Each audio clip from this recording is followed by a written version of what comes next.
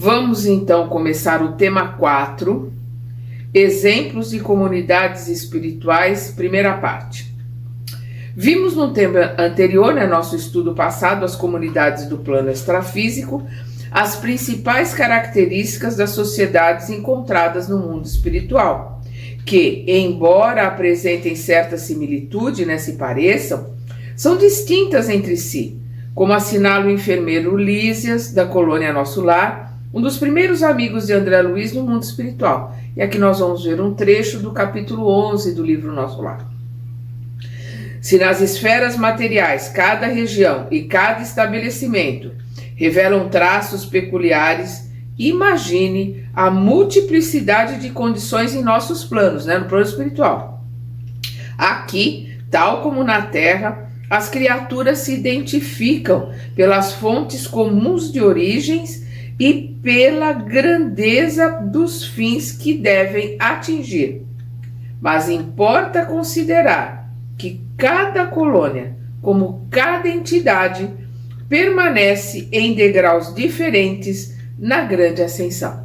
Então ele está colocando sobre as nuances, nós caminhamos, nos elevamos, cada um no seu tempo, cada um da sua forma, cada um do seu jeito, no seu caminhar, no seu estudar, nas suas escolhas. Então nós temos essa gradação e estamos juntos no mundo espiritual por similitude, por afinidade. Então vai ver vários grupos, diferentes no plano espiritual, embora às vezes até pertencendo a uma colônia, um grupo maior. Nós vamos ver lá na colônia do Nosso Lar que o Ministério da União Divina e aqueles lugares, mais centrais ali do Nosso Lar, são poucos os espíritos que têm elevação suficiente para ter acesso. Enquanto que na periferia, porque é circular ali o Nosso Lar, na periferia do Nosso Lar, que é onde o André Luiz tem acesso, o Lísias, a Narcisa trabalha ali nas câmaras retificadoras. Então ali é uma região onde espíritos recém-saídos ali do umbral, como é o caso do André Luiz, têm acesso. Então são gradações dentro da mesma colônia. Então no plano espiritual essa questão dessas nuances, dessa gradação, ela é bem colocada. E aqui na Terra, embora nós tenhamos também essa gradação, nós estamos aqui cada um com o seu condomínio, por similaridade, por afinidade com o seu grupo, mas nós estamos na Terra juntos e misturados, e nos planos espirituais não, os grupos são separados conforme a sua energia. No estudo atual, são citados em seguida alguns exemplos de comunidades espirituais com o intuito de fornecer visão panorâmica e ilustrativa da realidade extrafísica que, cedo ou tarde, todos nós iremos habitar. Aí nós vamos ver aqui o item 1, comunidades abismais. São as comunidades que integram regiões denominadas trevas ou abismos, marcadas por grandes padecimentos em decorrência das viciações ou atraso moral dos habitantes que temporariamente ali se encontram. Sempre, todos os estágios são temporários. Todos nós estamos em ascensão. E aqui nós vamos ver claramente toda a descrição dessas regiões trevosas no livro Libertação, do André Luiz, psicografado pelo Chico. Nós temos aqui no canal, é só ir lá na playlist e buscar o livro, que é um livro maravilhoso.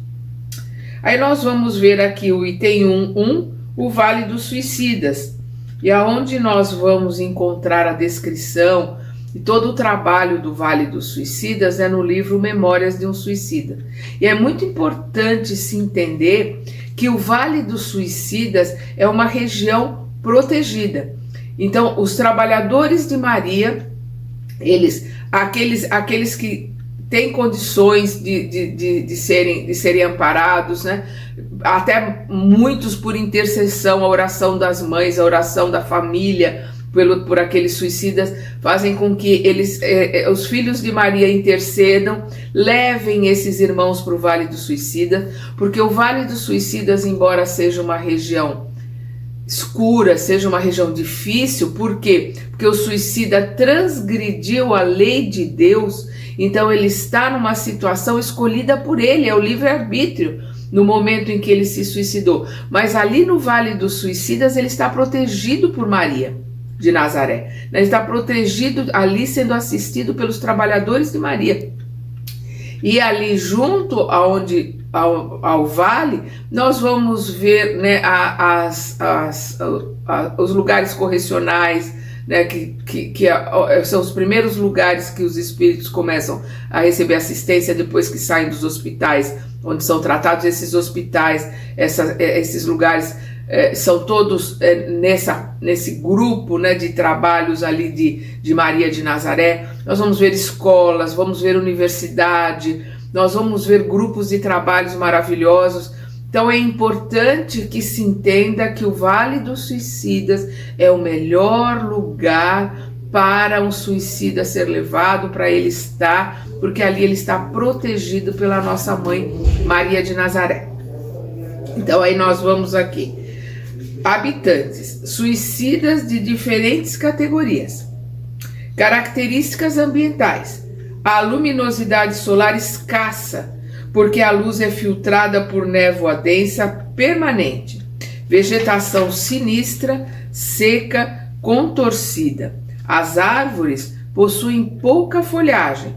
Presença de muitas plantas exóticas, como descreve um suicida que ali viveu. E aí nós vamos ver a descrição, né, do Camilo Botelho, né, que é o Camilo Castelo Branco, no livro Memórias de um Suicida. Fora eu surpreendido com meu aprisionamento em região do mundo invisível, cujo desolador panorama era composto por vales profundos a que as sombras presidiam, gargantas sinuosas e cavernas sinistras, no interior das quais uivavam, quais maltas de demônios enfurecidos, espíritos que foram homens, dementados pela intensidade e estranheza. O Tom aprontando aqui, gente.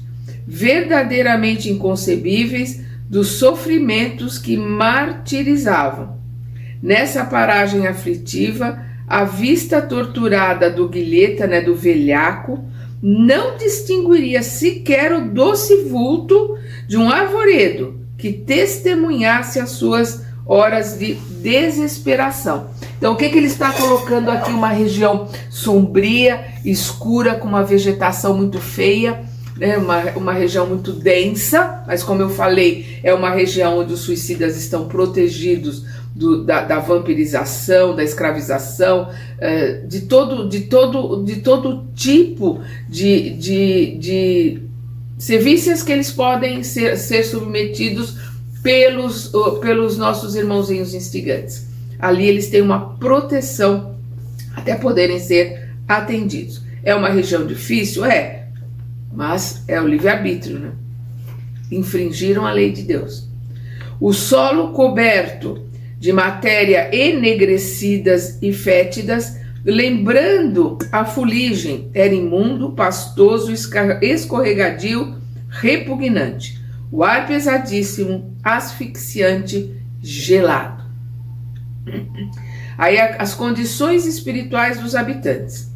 Ecoam no ambiente muitos gemidos, súplicas e choros humanos. O desespero, a dor profunda, a mágoa e o remorso são sentimentos dominantes expressos nesse sofrido relato de um ex-suicida, no mesmo livro. Quem ali temporariamente estaciona, e todos os lugares, a gente sempre repete, são temporários, aqui na Terra também é temporário. Quem ali temporariamente estaciona, como eu estacionei, são grandes vultos do crime. é a escória do mundo espiritual. Falanges de suicidas que periodicamente para seus canais afluem, levadas pelo turbilhão das desgraças em que se enredaram, a se despojarem das forças vitais que se encontram geralmente intactas. Então, as forças vitais, que é o fluido vital, ele está ali intacto, porque a pessoa vai embora antes, né, do tempo de desencarne. Então ela fica como com um facho. A gente vê a descrição no livro que fica como se fosse um facho, que vai soltando, de vez em quando vai soltando aquele facho ali de fluido vital. E é isso que os irmãozinhos instigantes querem vampirizar, né, essas energias, a energia vital do suicida, porque nós temos um plano, né, de encarnação, e quando a gente reencarna, nós temos como se fossem o oxigênio do mergulhador, nós temos o nosso fluido vital para o tempo que nós vamos viver aqui na Terra. E o suicida, ele, como vai embora antes, ele continua ali com aquele fluido vital que vai por muito tempo, né, ali, normalmente quase, ou o tempo que ainda faltava para ele desencarnar, vai ficar ali esse fluido vital escapando. Então nós vamos ver no livro Os Mensageiros, o Otávio, que ele vem com a programação de viver 80 anos. Então ele tem fluido vital para 80 anos. E ele destrói o corpo praticamente, porque ele desencarna como alcoólatra e com sífilis, aos 40 anos. Então ele vai para o plano espiritual como suicida inconsciente. E ele vai ficar ali como suicida inconsciente, como o André Luiz também, né? Ele vai ficar nessas regiões mais difíceis, onde aqueles que estão olhando para eles vão ver esse facho de energia que sai, então fica chamando de suicida. Por isso que o André Luiz, todos que olhavam para ele chamavam ele de suicida, e ele dizia que ele não era suicida. E não entendia por que eles chamavam ele de suicida. Porque eles viam que ele era suicida, um suicida inconsciente, mas suicida porque ele foi embora antes do tempo, então ficava soltando aquela energia vital que ainda o corpo ainda mantém por muito tempo. E agora nós vamos entrar no 1.2, que é uma cidade estranha, que nós vamos ver aqui, é o título do capítulo, né, do livro Libertação, o capítulo 4, que é uma cidade estranha, que a descrição que o André Luiz faz da cidade nos abismos, que é governada pelo Gregório. Então, habitantes, espíritos vinculados à prática do mal, de variada expressão. Características ambientais.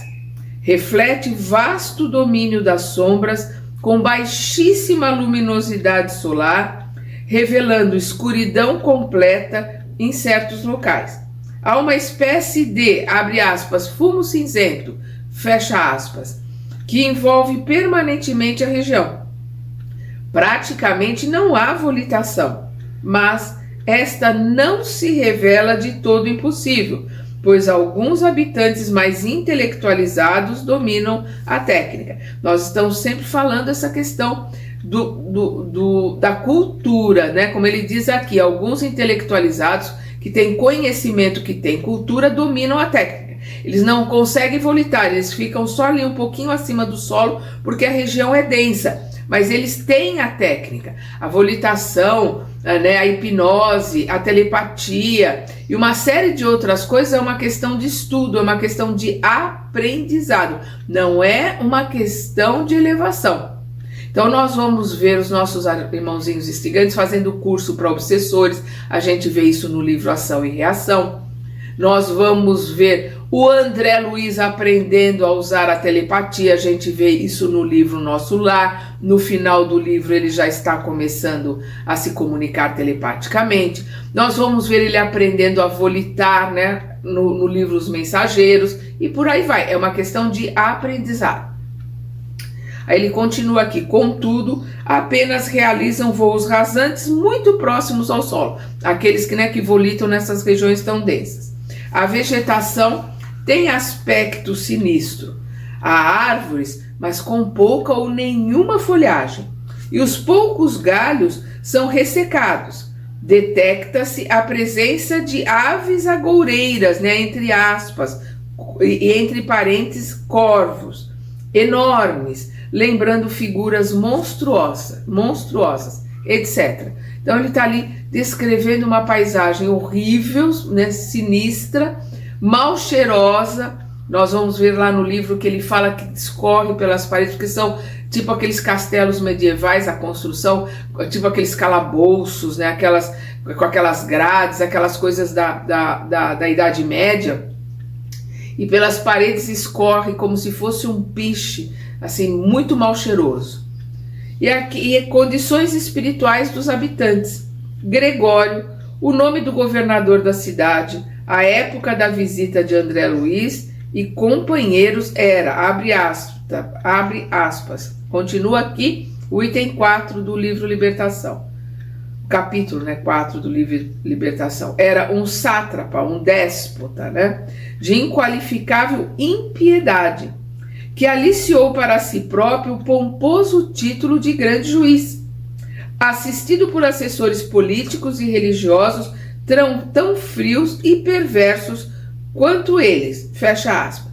Vamos lembrar, quem lê o livro, né, Gregório é o Papa Gregório IX, e ele está ali, né, se colocando como juiz. Ele coloca que Jesus e que os trabalhadores de Jesus são muito brandos, são muito moles, então ele ali como Papa, e ele se acha ali que continua com um mandato de trabalhador de Deus, e que ele é juiz e que ele vai ser justiceiro, e que o grupo dele ali são de justiceiros, é ali assim que ele se determina, né, como justiceiro. Então ele se veste com a roupa papal, ele tem ali o trono papal, e ele tem ali os seus prepostos, que são antigos religiosos, que se vestem, né, também como religiosos, e ali ele tem um domínio, né, com mão de ferro e com tortura e com muito sofrimento para os irmãos que estão ali e são atraídos para este lugar, porque eles, além da culpa, a culpa e o remorso, por isso que a gente coloca o remorso, faz parte da vaidade, faz parte do ego, é o arrependimento, a vontade de ressarcir aquele que se prejudicou, que isto é um dos princípios do arrependimento que faz a gente crescer, ascender, né, subir. O remorso faz ficar rodando em volta do ego, né, e fica junto com a culpa. E a vontade de vingança. Então aqueles que têm remorso, culpa e querem se vingar, ódio, eles são atraídos, né, por similaridade, porque eles estão montando milícias de justiceiros ali nessa região sob o comando do Gregório. E a gente vai ver no livro Libertação que é o Gregório, que é o mandante, né, dos espíritos que estão ali, né, vampirizando a Margarida, que é encarnada, que o Gúbio está querendo ajudar, que é o mentor ali do livro Libertação, que o André Luiz está junto com ele. Então é o Gregório que lá do posto dele comanda, e o Saldanha é o preposto do Gregório que comanda todos os que estão ali. Então a gente vai ver ali que tem inúmeros espíritos comandados ali sobre a ordem do Gregório, mas sobre as vistas o comando do Saldanha. É um livro imperdível, gente, para a gente entender a obsessão, ver a maravilha do amor, o que o amor é capaz de fazer, a fraternidade, a empatia para com o sofrimento do outro. É um livro maravilhoso, um dos livros que mais me marcaram do André Luiz. André Luiz recorda ainda que, abre aspas, no mesmo capítulo, o que mais contristava, porém, não era o quadro desolador, e sim os apelos cortantes que provinham dos charcos. Gemidos tipicamente humanos eram pronunciados em todos os tons, fecha aspas, né? Aqueles charcos onde as pessoas estavam como que mergulhadas ali, se ouvia os gemidos. A gente vai ver isso também na Divina Comédia do Dante, capítulo Inferno, né, que o Dante descreve ali. Então a gente vê que o Dante, ele foi levado, né, até essas furnas, até esses abismos, que é isso exatamente que ele descreve lá no livro. O orientador Gúbio, que é o mentor que está ali com o André Luiz e mais 2 espíritos que estão junto trabalhando com o André Luiz. Então, o orientador Gúbio, o líder do grupo, em visita socorrista nessa região abismal, também informa. Nós vamos ver as palavras do Gúbio aqui, também no capítulo 4 de Libertação. Quase todas as almas humanas situadas nestas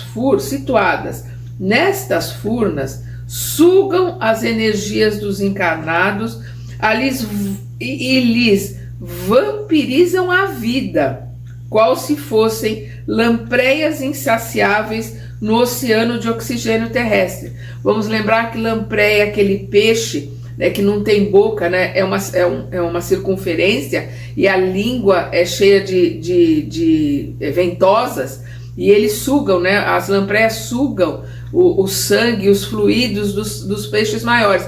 Então ele compara a vampirização perdão, desses espíritos trevosos ali dessas regiões abismais como as lampreias, né? E esses espíritos estão ali como se fossem lampreias insaciáveis, sugando energia, né? Como as lampreias sugam o sangue fluido dos peixes, no oceano de oxigênio terrestre. Então as lampreias estão mergulhadas no oceano e esses espíritos estão mergulhados no oxigênio poluído, no oxigênio denso daqui da Terra, pelos nossos pensamentos, pelos nossos sentimentos, e aqueles que os atraem por similaridade, pensamento de raiva. Por isso que a gente precisa tomar tanto cuidado com o sentimento, com o pensamento. Aqueles que atraem esses espíritos pelo pensamento de ódio, de vingança, de raiva, de fazer justiça com as próprias mãos, esses espíritos são atraídos e eles se vampirizam as energias desses encarnados, né? É isso que o Gúbio está explicando aqui. Suspiram, né, esses espíritos suspiram pelo retorno ao corpo físico, de vez que não aperfeiçoaram a mente para a ascensão. Não estão preparados para melhorar, nem para se arrepender, nem para querer se modificar. Eles querem voltar para o corpo porque é a vida aqui na Terra que é o que interessa para eles. Quando não, eles ficam acompanhando espíritos encarnados para viver a vida deles junto. Então, suspiram pelo retorno ao corpo físico, de vez que não aperfeiçoaram a mente para a ascensão, e perseguem as emoções do campo carnal com o desvario dos sedentos no deserto, perseguindo as emoções, os sentimentos, né? Vivendo junto ali, a gula, o álcool, a droga, o sexo e por aí vai. Quais fetos adiantados, absorvendo as energias do seio materno, é uma metáfora que ele usa bem forte, né? Um quadro assim bem forte. Quais fetos adiantados, absorvendo as energias do seio materno, consomem altas reservas de força dos seres encarnados que as acalentam, né? que atraem esses irmãos para elas, desprevenidos de conhecimento superior. Então, aqueles que as acalentam também estão desprevenidos, né, de sentimento superior, porque qualquer espírito que esteja no vigiar e orar e não permita determinados pensamentos, não permita determinadas palavras, determinados sentimentos, que está buscando a reforma íntima, está buscando se modificar, esses irmãos podem até se aproximar, mas se afastam, porque vão ter muito trabalho para poder conseguir alguma coisa, eles vão para outros que são mais fáceis. Daí esse desespero com que defendem no mundo os poderes da inércia. Então eles vão estar aqui na Terra junto com aqueles que estão defendendo a inércia, que estão defendendo o status quo, né, das coisas ficarem como estão, porque eles dominam e eles querem continuar dominando. Então hoje na Terra as coisas não se modificaram, elas estão assim com holofotes, né? Elas estão sendo mostradas. Nós estamos com os irmãozinhos instigantes gritando, porque eles estão sendo transferidos, né? Eles estão sendo desapropriados dessas regiões, que as regiões abismais são as primeiras que estão sendo transferidas. A gente vê isso no livro Rumo à Regeneração, do Filomeno de Miranda, através do Divaldo Franco, e eles estão nesse desespero, né, porque eles estão perdendo o poder e estão sendo transferidos, então eles estão gritando. E aí nós vemos essas aberrações, que são os espíritos que estão vindo para a Terra, que é a última chance que eles têm para encarnar. Então a gente vê uma série de coisas, mas são os estertores dessa dominação e dessa época desses irmãos trevosos dominando o nosso planeta. Vai demorar muito tempo ainda para que isso se limpe por completo? Vai demorar muito tempo, mas já começou. Isso que é o importante. A limpeza já começou. Por isso tanta gritaria. Então vou voltar aqui. Daí esse desespero com que defendem no mundo os poderes da inércia, e essa aversão com que interpretam qualquer progresso espiritual ou qualquer avanço do homem na montanha de santificação. No mundo, as bases econômicas de toda essa gente residem ainda na esfera dos homens comuns e, por isto, preservam apaixonadamente o sistema de furto psíquico, dentro do qual se sustentam junto às comunidades da Terra. Então eles roubam energias, eles vampirizam fluidos, vampirizam energia. O medo é alimento deles, a mágoa é alimento deles, o ódio, né, os sentimentos de vingança são energias que nós criamos e que servem de alimento para eles. Infelizmente, somos nós que os alimentamos. E aí nós vamos ver agora o item 2, comunidades do umbral. Habitantes. Podem ser classificados em 2 grupos. A. Espíritos ainda presos às paixões e às sensações da vida material. B.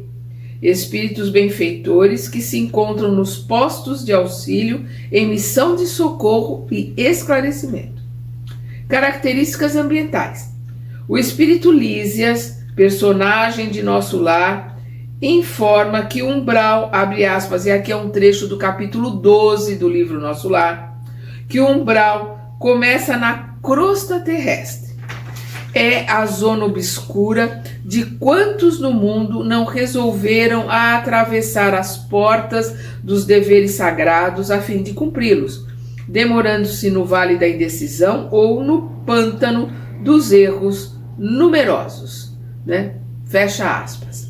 Temos notícias de que nas regiões inferiores do umbral, aquelas que se encontram mais próximas da crosta terrestre, os espíritos sofredores que habitam a região revelam uma característica comum. Estão sempre com fome e sede e se apresentam vestidos de andrajos. Isto aqui nós vamos ver no capítulo 2 do Nosso Lar. Persistem outras necessidades fisiológicas, semelhantes às comuns aos encarnados, né? Que é a fome, a sede, né? As necessidades de urinar, de defecar, necessidades da libido, sexuais e de todo álcool, droga, tudo aquilo que vivenciou na Terra. A paisagem é normalmente úmida e escura. Isto aqui é do capítulo 23 do Nosso Lar. Há pouca água e vegetação no ambiente. Ocasionalmente transitam na região bandos de seres humanos de aparência animalesca. Nós já até falamos aqui sobre isso. Por quê? Porque eles estão numa situação nessa região do umbral, que está ali bem junto à crosta da Terra. Eles estão nessa região completamente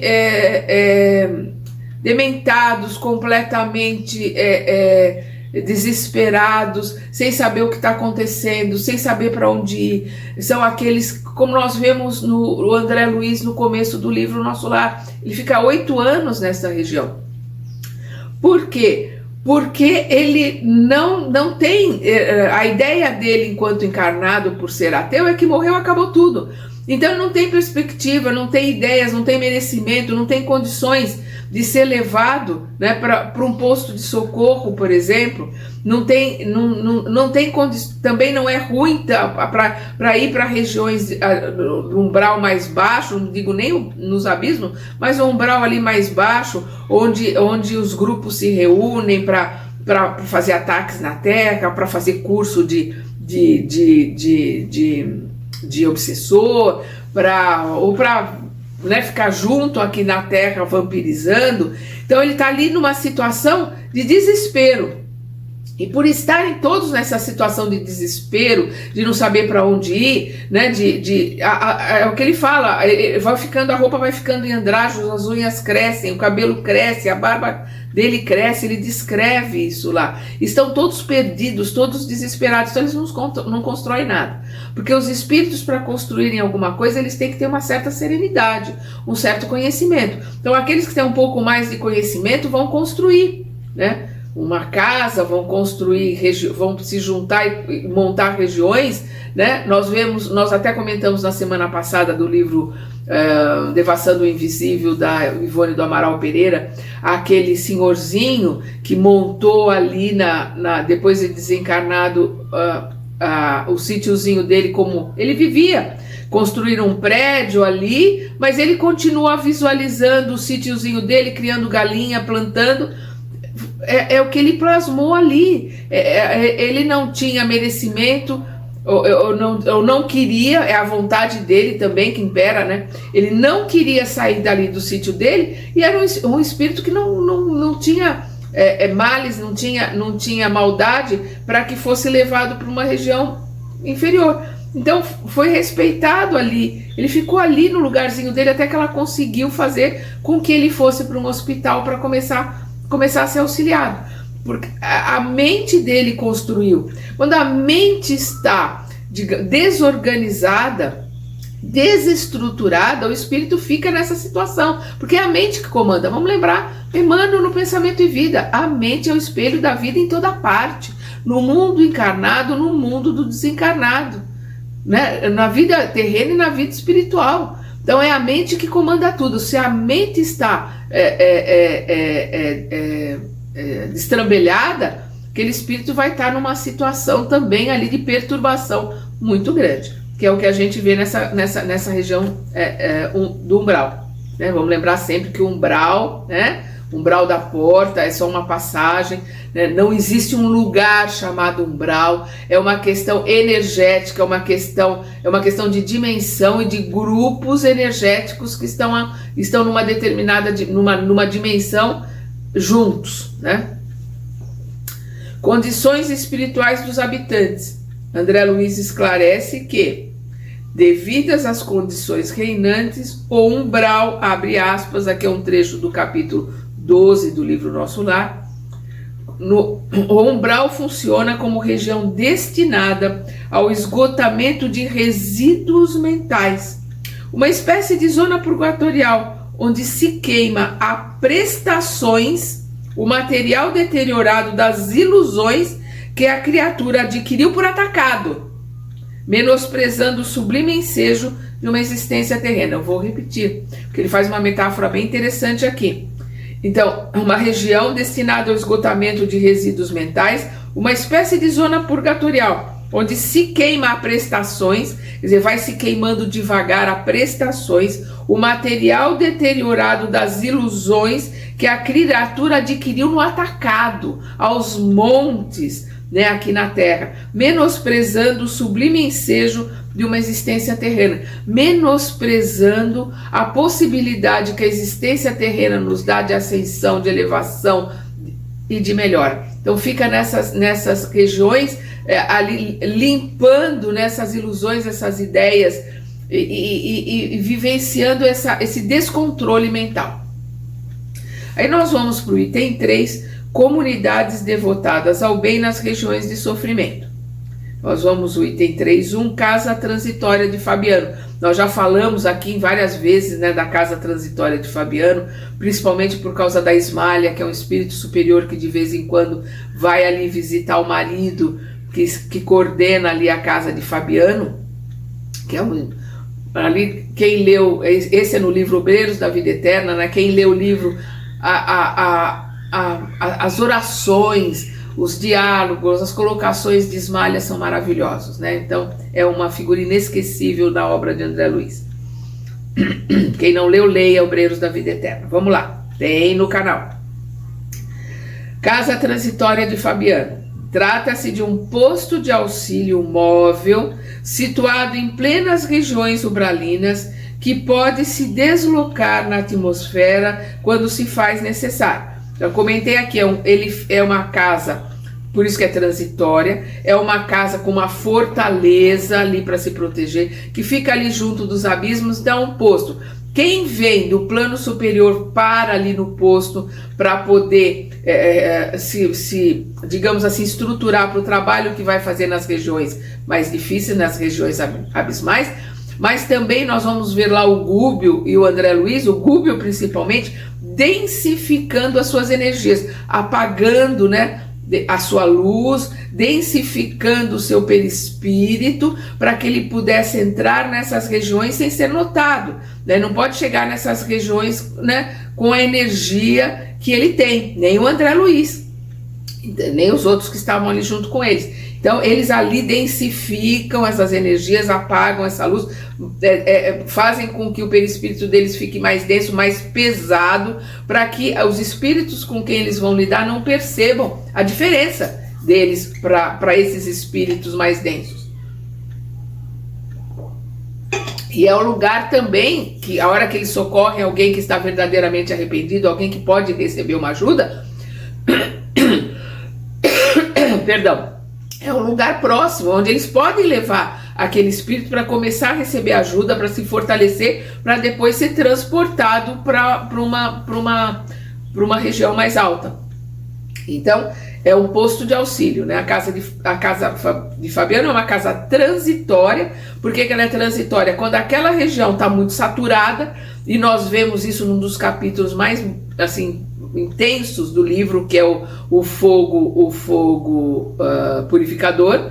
Então, quando a região está saturada, a casa se desloca e é feita uma limpeza na região, que é o fogo purificador que vem e queima tudo. Então, trata-se de um posto de auxílio móvel, situado em plenas regiões umbralinas, que pode se deslocar na atmosfera quando se faz necessário. É importante instituição piedosa de socorro a espíritos que carregam o peso de amargos e dolorosos sofrimentos, recém-desencarnados ou não. André Luiz informa que a instituição, abre aspas, e aqui é um trecho do capítulo 4, né, do livro Obreiros da Vida Eterna, que a instituição fora fundada por Fabiano de Cristo, devotado servo da caridade entre antigos religiosos do Rio de Janeiro, desencarnado há muitos anos. Fecha aspas. Devido à sua localização em região mais inferior do umbral, contém um sistema de segurança especial constituído de defesas contra invasões e ataques. Entre essas defesas, destacam as defesas magnéticas e os pontos de vigilância humana, que contam com a assistência de numerosos servidores e de bondosos amigos que ali trabalham dia e noite. Então vamos entender, é uma fortaleza que tem energia eletromagnética, né, um campo de energia eletromagnética para fortalecê-la, que tem armas, né, que disparam energias eletromagnéticas contra aqueles que estão tentando invadir, e tem a vigilância humana, são espíritos desencarnados, mas, né, são seres humanos desencarnados que estão ali revezando a vigilância. né? Então não é só aparelhos que estão ali vigiando a fortaleza. Existem os guardas que ficam o tempo todo ali andando por cima dos muros da fortaleza. Eles trocam de turno, eles estão o tempo todo vigiando, porque esses irmãozinhos instigantes estão sempre tentando invadir a fortaleza. Então precisa de toda essa proteção. É interessante quando a gente vê lá essa questão da proteção, porque as ideias lúdicas que a gente vai adquirindo, né, em crenças, em religiões que vêm principalmente da Idade Média, vai tendo ideias muito infantis, né, muito fantasiosas. E ali no livro a gente vai vendo a realidade nua e crua. Obreiros da Vida Eterna mostra pra gente essa realidade ali, desse amor, desse trabalho abnegado, altruísta dos espíritos que estão trabalhando com os irmãozinhos trevosos, os irmãozinhos instigantes, e que precisam montar todos esses tipos de defesas, porque senão eles são atacados por esses irmãos. E aí nós vamos ver aqui também, continua no capítulo 4 de Obreiros da Vida Eterna. Todavia, o trabalho desta casa, né, que é a casa de Fabiano, transitória de Fabiano, é dos mais dignos e edificantes. Neste edifício de benemerência cristã, centralizam-se numerosas expedições de irmãos leais ao bem, que se dirigem à crosta planetária ou às esferas escuras, onde se debatem na dor seres angustiados e ignorantes em trânsito prolongado nos abismos tenebrosos. Então eles tanto trabalham, né, vão até a crosta para trabalhar com esses irmãozinhos instigantes que estão agindo na crosta, como eles descem nos abismos, né, como nós vimos, a casa ali está bem junto, nessa região dos abismos, então eles descem ali nos abismos para socorrer, para ajudar, para trabalhar com os irmãos que estão nos abismos, mas precisa de toda uma proteção ali em volta da casa, e chega uma hora que não dá mais, a casa se desloca, vai para outro lugar, e aí eles limpam aquela região que os irmãos já saturaram com as energias, com os pensamentos, né, com tudo que emana, que a gente vive na nossa psicosfera, encarnado ou desencarnado. Aí nós montamos a nossa psicosfera, e nessas regiões a psicosfera vai ficando de uma tal forma que não dá mais nem para a casa transitória ficar ali. Depois nós vamos para a colônia correcional. A colônia correcional, nós vamos ver no livro Memórias de um Suicida, da Dona Ivone do Amaral. E como os suicidas, eles infringiram a lei de Deus, então eles são apenados, né? Eles estão cumprindo pena, porque eles foram contra a lei de Deus. Então, a hora que eles estão em condições para serem assistidos ali no vale, eles estão no vale, estão protegidos, mas a hora que eles têm condições para serem assistidos, eles vão para o hospital, são assistidos, são socorridos no hospital. Quando eles saem do hospital, o primeiro lugar que eles vão é para essas colônias correcionais, onde eles vão começar a entender o que fizeram, o que aconteceu, como é o processo. Depois eles vão para lugares de estudo, até aqueles que querem para a universidade, para fazer estudos mais aprofundados, mais aprimorados. É maravilhoso, gente. Embora muita gente tenha preconceito com o livro Memórias de um Suicida, o começo do livro, um terço, né? O começo do livro é mais difícil, porque descreve todo o sofrimento, toda a dor ali da região, né? Do vale ali onde eles estão. São 5. É o Camilo, é o Sobral. Tem, agora me fugiu o nome dos outros 3, mas eles são 5 ali, né, que se reúnem, estão juntos ali, vivenciando a situação, todos suicidas ali na região. E o começo do livro é muito duro, a descrição, o sofrimento, tudo pelo que o suicida passa é muito difícil. Mas depois nós vamos vendo a misericórdia de Deus, no socorro, na ajuda, os trabalhadores de Maria. Nós vamos ver o trabalho de Maria, o desenvolvimento de todos os prepostos de Maria em vários estágios. É maravilhoso. Então, vale a pena ler o livro. O livro é maravilhoso. Depois que passa essa primeira parte, esse 1/3 ali do livro mais mais duro, mais denso, os ensinamentos, as situações, as histórias são muito bonitas, mas maravilhosas.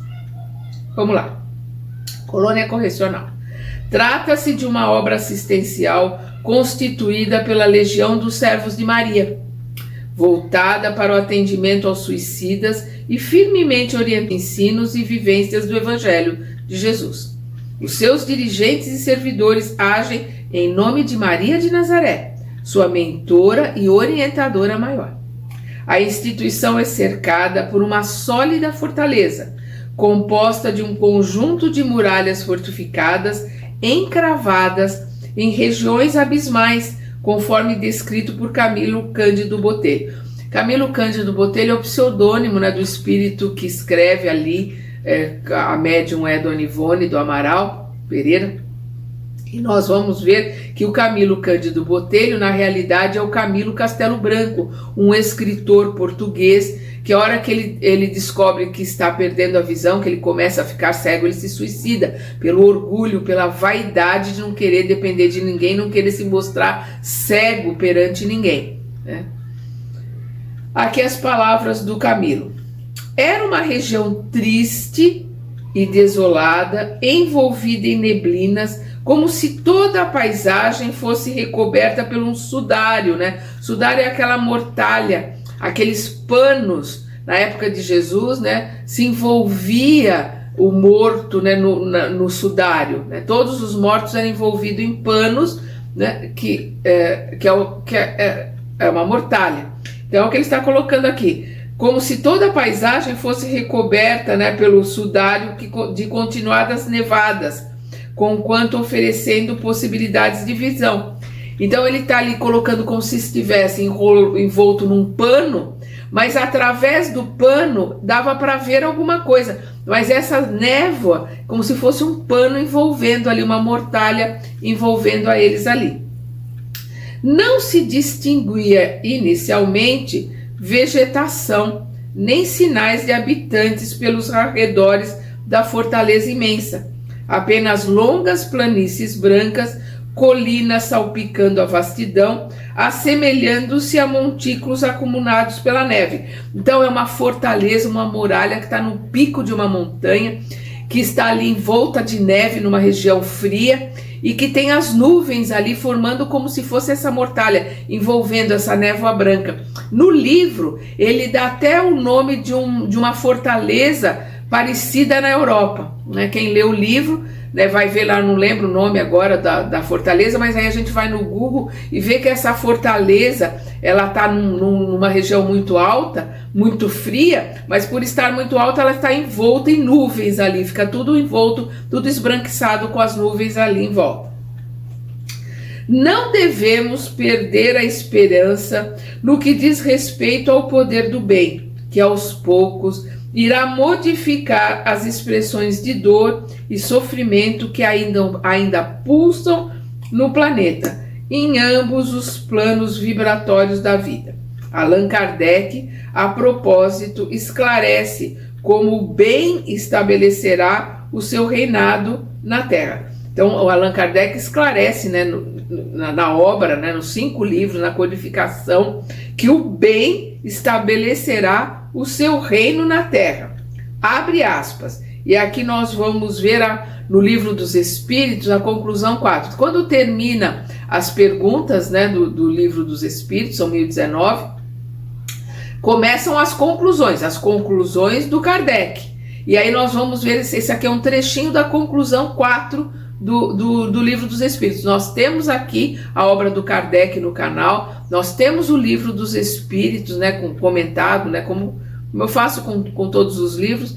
Então, quem quiser rever, vai na playlist, pega o Livro dos Espíritos e releia essa conclusão 4 aqui, onde está esse trecho.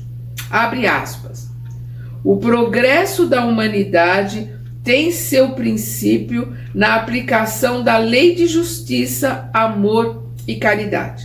Dessa lei derivam todas as outras, porque ela encerra todas as condições da felicidade do homem. Só ela pode curar as chagas da sociedade.